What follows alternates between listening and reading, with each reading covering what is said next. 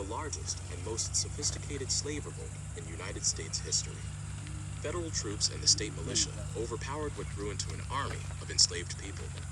Best estimates tell us that at its zenith, the rebellion included between 200 and 500 people.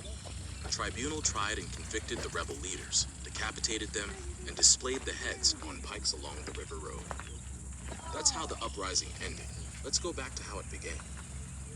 In 1811, Charles Deland was a slave driver at the Whitney Plantation, about 13 miles downriver from here, on the east bank of the river. The region was called the German Coast after the German immigrants who arrived here in 1721. Although enslaved themselves, slave drivers held relatively powerful positions and, like domestics, were part of an underground information network relaying news and messages. Enslaved domestic have their ears open, listening to whatever the master talked about, and that information also was conveyed to the field hands. But the most important relay of information were the Maroons, who moved at night from plantation to plantation.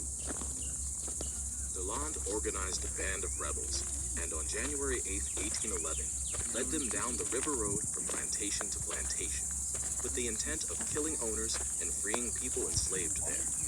The rebels were armed with machetes, axes, bows, clubs, and a few firearms. Manuel Andre, who owned the plantation where Deland had been a slave driver, was attacked with an axe, but survived. Deland and his men killed Andre's son. Word of the uprising reached the governor of the territory of New Orleans, who roused 2 militias. The rebels marched on, burning plantations and recruiting members along the way. After 2 days, the rebels were overpowered by the well-armed militia. It's estimated that at least 40 enslaved people were killed in action or missing after the battle. 65 more were executed after trials in New Orleans and Destrehan. Most of them were condemned to death, then transported back to the plantation where they belonged, executed in front of everybody, men, women, and children. They were decapitated, and the heads were posted on poles. And you can imagine those heads bleeding, heads rotting, and sending fire all the time. It's possible that Charles Deland had been inspired to launch the uprising after hearing about the massive slave revolts that had taken place in Saint-Domingue, or Haiti. And he may have been stirred by the tale of Jean Saint-Malo, a Maroon who was a folk hero among enslaved people. Hear more about Saint-Malo by pressing play.